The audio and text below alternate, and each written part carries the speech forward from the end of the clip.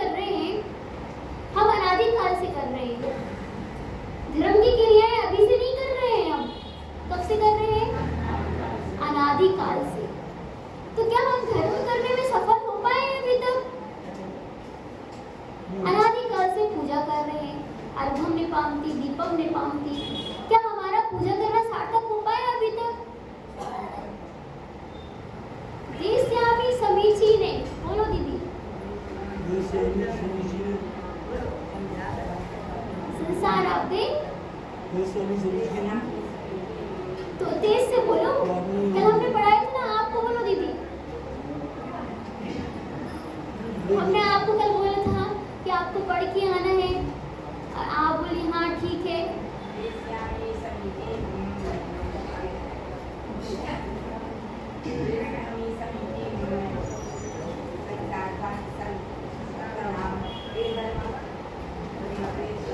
चलो ठीक है। हमारा जो धर्म है वो प्राचीन काल से चला आ रहा है। हमारा जो धर्म है समीचीन धर्म है। धर्म में क्या होता है, पहले आप ये समझो कि क्या होता है धर्म। धर्म हमारे लिए क्या प्रदान कराता है? संसार दुखों से, हाँ, संसार दुखों से मुक्ति को प्रदान कराता है। धर्म मंदिर में, मस्जिद में नहीं है। धर्म काय के लिए तप करने से नहीं है। तो आखिर धर्म है तो कहाँ है? धर्म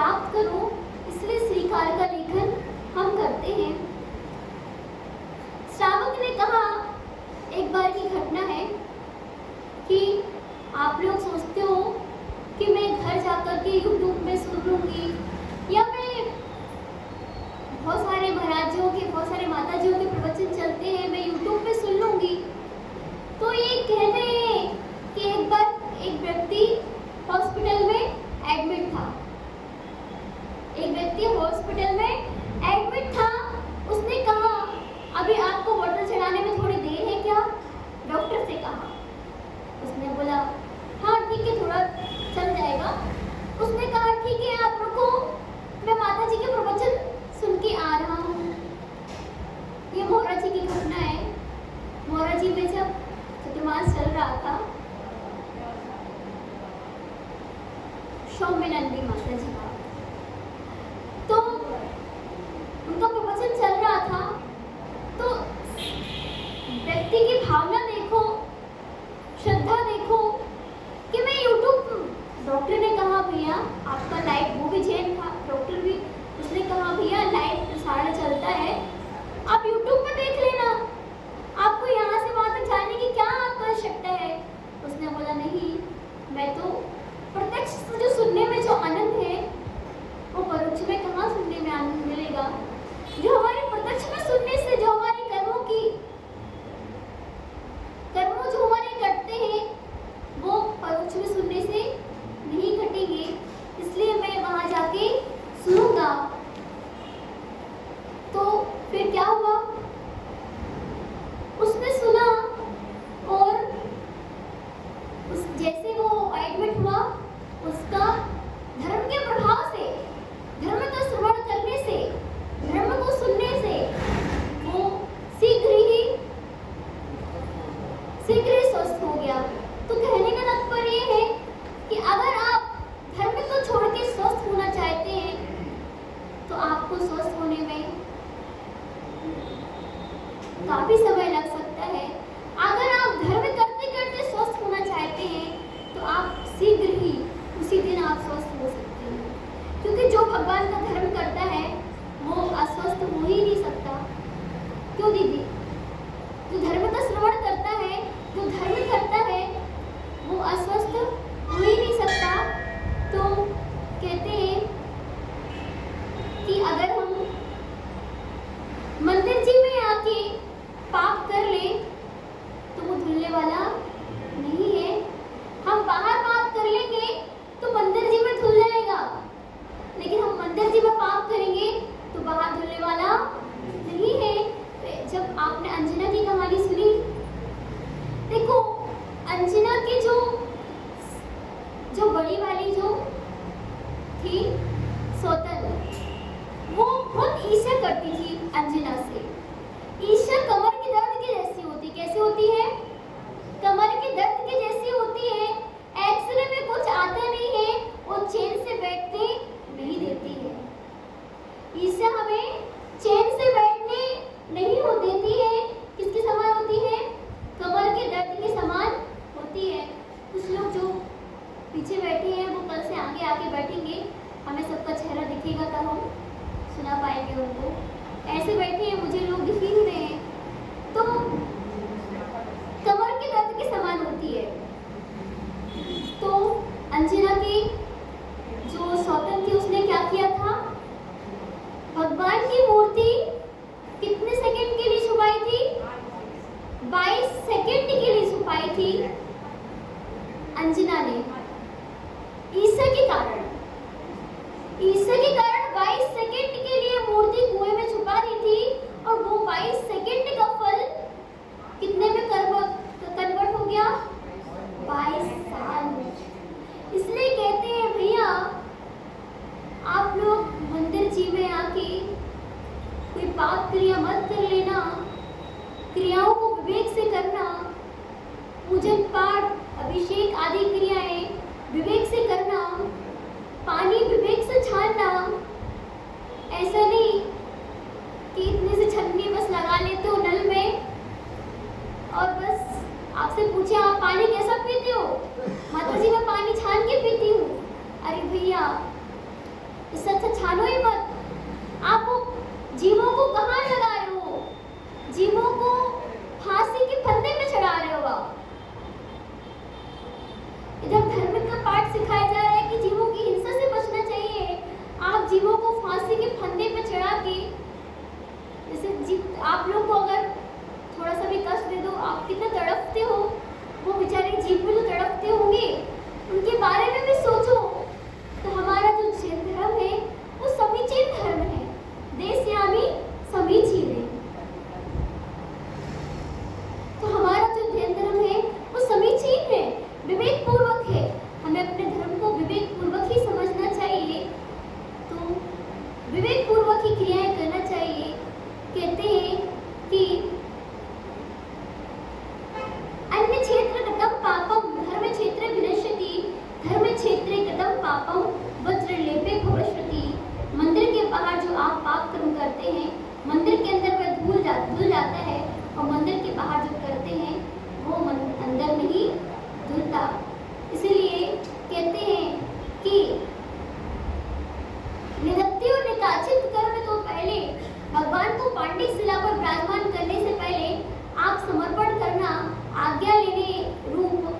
बाद श्री जी का अभिषेक करना। जब भी आप भगवान जी का अभिषेक करते हो तो भगवान जी से आज्ञा लेना कि मैं आपका अभिषेक करने जा रहा हूँ। फिर उसके बाद पांडुक शिला पर भगवान को विराजमान करना। कुछ कुछ मंदिरों में पांडुक शिला पर विराजमान न करके सीधे वेदी पर ही प्रतिमा का अभिषेक कर देते हैं। ऐसा नहीं करना चाहिए। अगर आप सीधे वेदी पर ही अभिषेक करोगे तो श्रीकार का लेखन कैसे कर पाओगे? जब भी अभिषेक करना होगा तो श्रीकार का लेखन करके ही अभिषेक करना पड़ेगा। ठीक है दीदी, गलत तो नहीं बोल रही?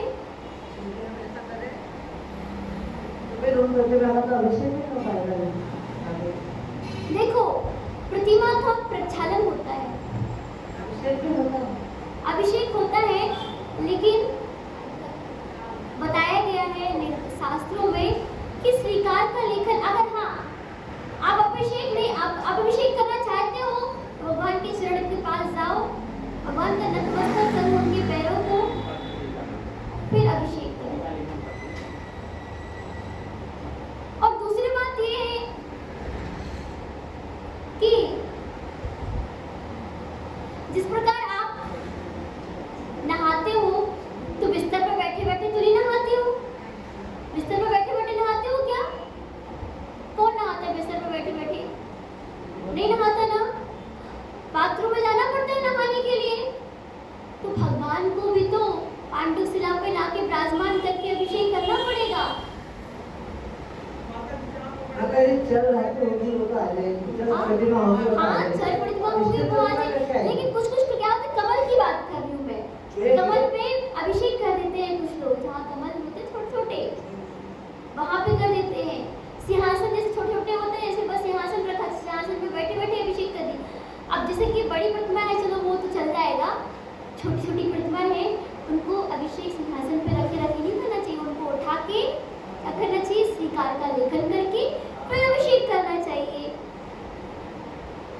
तो कहते हैं कि अगर आप ऐसा करते हैं, अगर अभिषेक श्रीकार का लेखन बिना करते हैं तो अभिषेक की क्रिया अधूरी कहलाएगी।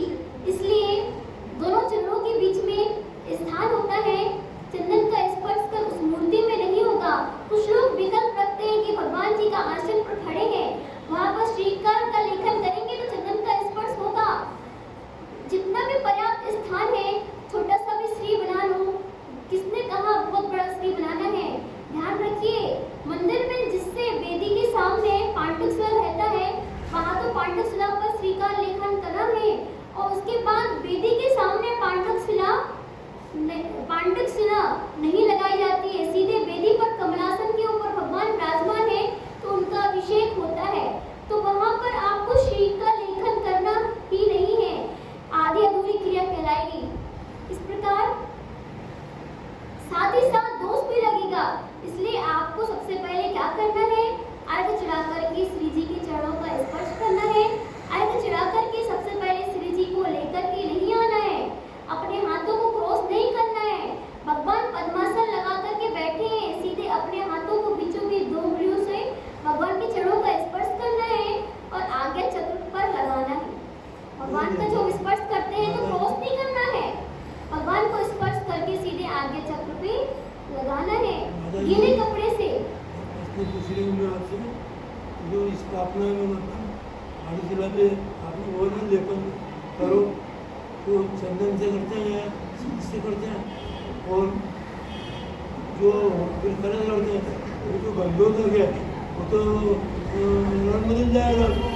गंधोदक की तो परिभाषा है बिल्कुल शुद्ध, बिल्कुल। आप लोग क्या बोलते हो? गंधोदक बोलते हो। हाँ। अब गंधोदक नहीं बोलना चाहिए, गंध थोड़ा आती है भगवान के मतलब अभिषेक से, गंधोदक बोलना चाहिए। क्या बोलना चाहिए?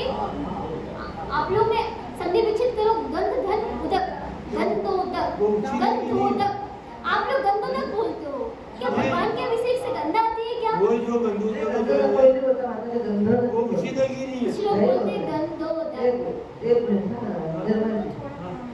यदि जो कोई क्रियाएं हैं हम सारे उसमें उलझ गए, हमारा विषय है तो धर्म क्या है, हम उलझ गए धार्मिक क्रियाओं में। आप जितनी किताबें पढ़ेंगे, जितने पंडित से बात करेंगे, जितने ब्रह्मचारी से बात करेंगे, जितने मुनिमार से बात फंस जाएंगे और जिसकी लिखावट पड़ेगा सबके अलग अलग भेज देना। अब दूसरी ये बात ये सारे है, अलग अलग विधियों में यदि हम उलझ जाएंगे तो धर्म का सही स्वरूप हमें समझ में नहीं आएगा। धर्म का स्वरूप है वस्तु स्वभाव धर्म, जैसा वस्तु का स्वरूप है वो मानना। हाँ, आप क्रियाओं में मत उलझो, आप क्या करते आए ठीक है, जो आपकी संख्या है वो बाद में अपन देखेंगे। अभी क्योंकि उसको आपको समझाने में थोड़ा टाइम लगेगा बाद में। मैं आपसे पूछूं, आपने बोले किराए में मत पूछो, है ना? अब आप यहाँ पे रोज किराए में क्या कर लो, वो इस बात ही वीरांगन जले स्वा, अरे भगवान के ऊपर स्वा कर रहे हो, जल छोड़ रहे हो, स्वा मांग लो, अब दूसरी बात ये है भैया, अपन बाद में कर लेंगे, बाद में डिस्कस कर लेंगे। अब दूसरी बात ये है कि जब भगवान का जब परिक्रमा लगाते, भगवान को जब विराजमान करते हैं तो आप कुछ लोग क्या करते हैं, परिक्रमा लगा के विराजमान करते हैं। तो हमें भगवान को विराजमान परिक्रमा लगा के नहीं करना है। जब अपन पंचकलड़ा करते हैं तो परिक्रमा लगाना ठीक है, क्योंकि हम तीर्थंकर का परिक्रमा लगा रहे हैं। अब हम अपने साथ साथ अरिहंत का परिक्रमा क्यों लगाएं? अरिहंत का परिक्रमा नहीं लगाया जाता है। भगवान पे सिर पे अभी भगवान को रख लेंगे और भगवान का पूरे परिक्रमा लगा के, पूरा गोल परिक्रमा लगा के भगवान को विराजमान करते हैं, ऐसा नहीं करते, क्योंकि अरिहंत का परिक्रमा नहीं लगता, तीर्थंकर का परिक्रमा लगता है, तीर्थंकर बालक का परिक्रमा लगता है। जब पंचकलड़क होते हैं तो पंचकलड़क का परिक्रमा इसलिए लगाते हैं क्योंकि वो पंचकलड़क होता है, अभी वो भगवान बनी नहीं है, और हम अरिहंत का परिक्रमा लगाते हैं, ऐसा नहीं करना है। जन्माभिषेक के समय सौदर बहने तो ऐरावत हाथी पर बैठकर ये 3 परिक्रमा लगाते हैं। वह प्रथा जन्माभिषेक के समय का है। पहली बात तो अच्छा ऐसा मान लीजिए, यदि आप ऐसा नहीं मान रहे हो तो ऐरावत हाथी कहाँ पर है? अगर आप परिक्रमा लगा रहे हो तो ऐरावत हाथी कहाँ पर है? ऐरावत हाथी तो 3 परिक्रमा लगा लो। यहाँ जन्माभिषेक नहीं, प्रतिमाभिषेक हो रहा है। यहाँ भगवान का जन्माभिषेक नहीं कर रहे हैं, यहाँ आप प्रतिमाभिषेक कर रहे हैं। तो माता जी यहाँ पे सुमेरु का रोड भी नहीं है। हाँ, ये सुमेरु सुमेरु का का रोड रोड भी भी नहीं, नहीं है। अयोध्या में नहीं है। हम यहाँ पे जो भी करते हैं तदाकार स्थापनाएं करते हैं। जहाँ की जैसे पहले जब सीधी सी एक बात है, हम कभी भी माता जी अरे मैं मना नहीं कर रही हूँ, मना नहीं कर रही माता हूँ। जी से मेरा विनम्र अनुरोध है, माता जी आप ऐसा विषय लें जिनसे इन सबके बीच में जो ग्रंथ है वो सुलझ जाए, हमें क्रियाओं में नहीं उलझाना है। यदि हम इनको क्रियाओं में उलझाएंगे फिर आधे लोग आना बंद हो जाए। हमें क्रियाओं में नहीं उलझाना है। सबने आप देखिए, यदि आपको क्रियाएं देखनी है और सचखंडागम ग्रंथ उठाएं और उससे क्रिया को देखें। ये पंडितों की लिखी हुई, विद्वानों की लिखी हुई, अन्य मुनि महाराजों की लिखी हुई, ब्रह्मचारियों की लिखी हुई, या मेरे जैसे किसी लेखक की लिखी हुई, ये सारी क्रियाएं हम प्रामाणिक नहीं मानेंगे। इसको हम प्रामाणिक नहीं मानते। प्रामाणिक वो होती है जो आगम में लिखी हुई। हम बातें करें तो आगम नहीं करें। आप प्रमाण दो कि कौन से ग्रंथ में लिखा, आप किसी की बात नहीं करें, आप प्रमाण दो कि इस ग्रंथ में ये लिखा हुआ, क्योंकि इससे क्या होगा, मतिभ्रम हो जाएगा सब में और सब लोग समझ नहीं पाएंगे। माता जी आपसे निवेदन है कि आप इतना मत उलझो, आप भी मत उलझो, हमको भी मत उलझो। ठीक है, आप लोग को मतलब मना नहीं कर रहे हो कि आप लोग परिक्रमा नहीं लगाओ, लेकिन बताया मतलब मैंने भी सुना है, मैं अपने मन से नहीं बोल रही, मैंने भी सुना है कि परिक्रमा लगा के नहीं करते अभिषेक, जैसे भगवान को उठाया वैसे। अरे आप तो नहीं बोल रहे, आप लोगों को नहीं होता, हम अपने धर्म की बातें जब यहाँ पे वो बात होती है तो हम तो बोले यहाँ पे सीधी बात, जहाँ पे करती है कोई भी चीज आप अपने ऊपर मत ले जाइए, आप लोग अपने ऊपर नहीं ले जाइए, मतलब बताने की बात है। एक बात बता रही हूँ, सीधी सी एक बात, यदि हम लोग बात करते हैं कहीं पे कि मांसाहार निषेध, तो मांसाहारी लोगों के बीच में जाकर बोले तो उनको फायदा, यदि हम शाकाहारी लोगों के बीच में बोलते तो क्या फायदा? यदि हम गलती नहीं कर रहे वहाँ पे यदि ये बात बोले तो उसका क्या उचित? बात यहाँ पे वो बोले कि इससे आगे हमें क्या है? हाँ ठीक है, कोई बात नहीं। चलो पण भवन्ति प्राप्य यत्संगा मासु चीनिसु शून्यपि सा काया संतताप्यासस् तदर्थं प्रार्थना वृथा। देखो, जिसका संयोग प्राप्त कर पवित्र पदार्थ भी अपवित्र हो जाता है, और वह शरीर हमेशा विनाशिक है, उसके लिए प्रार्थना करना व्यर्थ है। आप शरीर के लिए प्रार्थना कर रहे हो तो शरीर के लिए आप नहीं, आप अपने लिए मत लिया करो कोई भी चीज, मतलब हम लोगों के लिए बोल रहे हैं, मतलब आप शरीर के लिए, आपके लिए नहीं बोल रहे। प्रवचन किसके लिए होते हैं? किसी एक व्यक्ति के लिए नहीं होते, एक वस्तु के लिए नहीं होते। सभी चीज प्रवचन मतलब भगवान झूलेदेव की वाणी बोल रहे हैं। तो किसके लिए है? आप प्रार्थना किसके लिए करते हो? शरीर के लिए करते हो। जिस शरीर के लिए आप प्रार्थना कर रहे हो वो क्या है? विनाशिक है, विनाशील है, विनाश को होने वाला है वो शरीर। रूप को मत निहारो, स्वरूप को निहारो। रूप हो जाएगा तो स्वरूप अपने आप बना देगा। शरीर को कितना भी परिधान पहना लेना बंधु हो, वो सुंदर दिखने वाला नहीं है। पवित्र बनाना चाहो तो पवित्र भी नहीं बन सकता। अच्छी वस्तुओं को छूते ही वो बुरा बन जाता है। जो हमारा शरीर है, अगर हम गंधक को लगाएंगे, थोड़ी देर बाद हमारा पसीना आने लगेगा।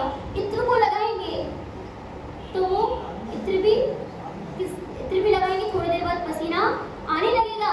फूल सुगंध देना बंद कर देता है। कितना भी अच्छा तेल लगा लो, सेंट लगा लो, साबुन लगा लेना, चंदन लगा लेना, कपूर लगा लेना, लेकिन शरीर में पसीना आएगा तो वह सब कुछ निकल जाएगा। क्रीम लगाने से चेहरा सुंदर होता है। क्रीम लगाने से चेहरा सुंदर होता है और ह्रीम का ध्यान लगाने से चेतना सुंदर होती है। अब ये तो नहीं लग रहा आप लोगों के लिए बोल रहे हैं, ये सबके लिए बोल रहे हैं, ठीक है। तो क्रीम लगाने से चेहरा सुंदर होता है और ह्रीम का ध्यान करने से क्या होता है? आत्मा सुंदर होती है। इसलिए आत्मा की सुंदरता पे ध्यान दो। लेकिन तूने सीता पर कुदृष्टि न डाली होती तो तेरी दुर्गति न होती। तूने सीता के रूप को न देखकर स्वरूप को देख लिया होता तो आज दुर्गति नहीं होती। तो सीता के स्वरूप को देखा होता तो रावण की दुर्गति नहीं होती। इसलिए हमें स्वरूप को देखना है। हमें शरीर से ममत्व को हटाकर आत्मा के विकास के बारे में सोचना चाहिए। जय बोलो अन्नपूर्णेश्वरी भगवान की, जय बोलो जिनवाड़ी माता की। देखो, देह का धुआं निकालने से पहले दशाओं का धुआं निकाल लो। ये शरीर विनाशी है, उसके पीछे शाश्वत मत तोड़ो, शाश्वत उसके पीछे मत तोड़ो। तो अभी हम धर्म को समझ रहे थे। जो आपको बुरा लगा हो उसके लिए क्षमा, क्योंकि जो हमने सुना है तो हमने बताया है। अभी हम भी अंतर्यामी नहीं है, ज्यादा ज्ञानवान नहीं है, इसलिए जो भी गलती हो तो हमें बता हो देना। सकता है कि माता जी को प्रवचन के बीच में बोल रहे नहीं, कोई बात नहीं है। देखो, हम भी इतने ज्ञानवान नहीं है, हम भी सीख ही रहे हैं। यदि कोई गलत चीज होती है तो आप जिसके कारण बता से सकते हमारी हो। परंपराएं गलत हो जाए या हमारे मन के विचार गलत हो जाए तो वो मुझे सुधारने की आदत है। आज भी शुरू से तो माता जी में आप सबसे भी निवेदन है, तो ये ना सोचे कि मुझे अपने ज्ञान बताना है। मेरा उद्देश्य ये है कि सही स्थिति बताना। वो सही बात है। सीधी बात है। आप सभी लोग, हम सभी लोग, किसी के पास ब्रह्मांड ज्ञान नहीं है, किसी के पास ब्रह्मांड ज्ञान नहीं है।